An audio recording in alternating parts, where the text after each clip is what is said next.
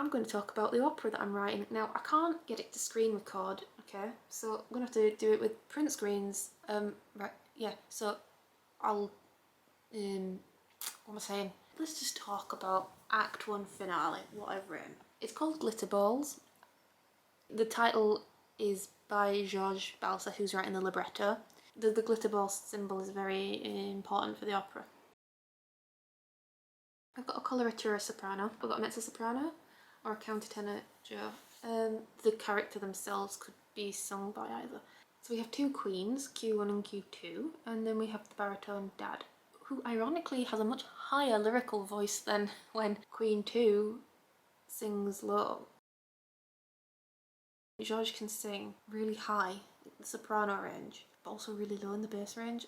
The middle range is not as strong for him. I got that confused at first. I was writing him some tenor pitches and it's like, no, those are the exact pitches he cannot sing. Take middle C. When he's singing in his higher range, in his like soprano falsetto head, that C is low for him. But then when he sings in his bass register, that C is high, so he's reaching high. He can experience the same pitch, but he can experience it as something very low or something very high. And so it's difficult for him to switch if the pitches are similar, close together. So like from C, D, he has to switch from his high falsetto to his like bass range voice. But he can leap easier. And so that's where I made a mistake, because I thought I'd be able to sing tenor. But he can stick those pitches, it's just weaker. It's just not his tessitura. So the woman singing Queen 1, she's got a very feminine voice, but it's much deeper than I imagined. So I'm going to move her voice down the octave, but give her the melody.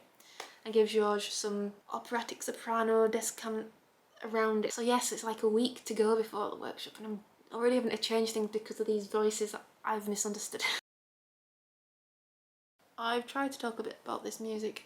For now, it's just a piano reduction. We've got some allusions to some gay anthems that Georges picked out that I've thrown in there, which I think really helped, because I could just take them as a starting point and mess around with them, and then other music just came out of my head then. I was like, just wrote stuff. And I'm sure there's going to be things that need to be altered, which I'll talk about when we do the workshops. I started plotting the words that Georges had given me down, just randomly at any pitch, just getting it on the score. Word setting is very important to me, and this libretto is very wordy in a way, so I wanted it to be written down musically in a way that I was happy with, but also that fit the rhythms, natural rhythms of the words as you would speak them. Basic word setting, really. This first bar when she's like, dinner is served, dinner is served, that changed so much. I originally wrote it like this. I settled for this because it musically alludes to some of the quotations that happen later on in the piece. So Georges wrote the libretto with references to other music in it.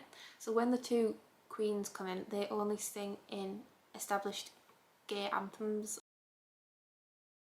I've also got some arias in it. So the dad character, he sings about what a man should be to him. But there's this bit, so he says like, you're the son I'd teach everything, and who would grow. And I thought, oh, I'm gonna add in the who do you think you are in a very sort of minor distorted thing in the background, so it sounds like the Spice Girls, but it's not, and there's this weird illusion to it. It kind of works on your preconceived ideas to get this extra meaning. So people who have these preconceived ideas about the music will hear it and hear the added meaning. So for instance, look.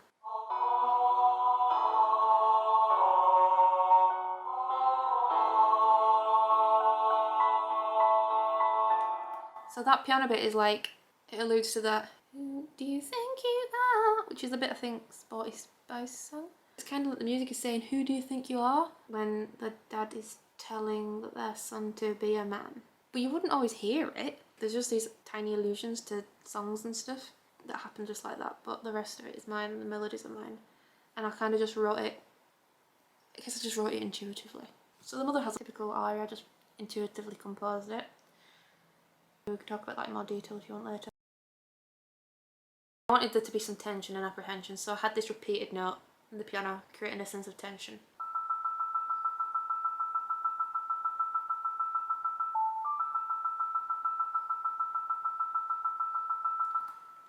Big tense pause, and then something lyrical and chordal.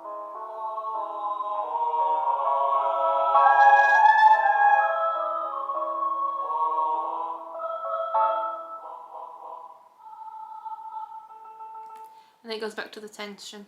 And then this, we have this allusion to I am what I am in the music, just quietly behind, so the tension's happened. And we have this.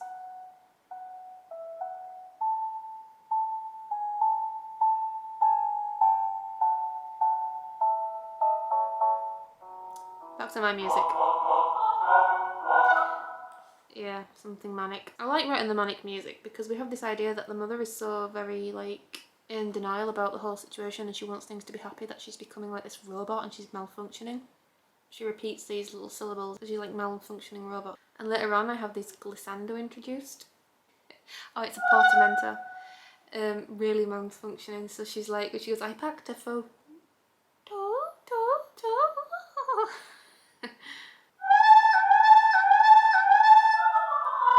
And overall it sounds like this.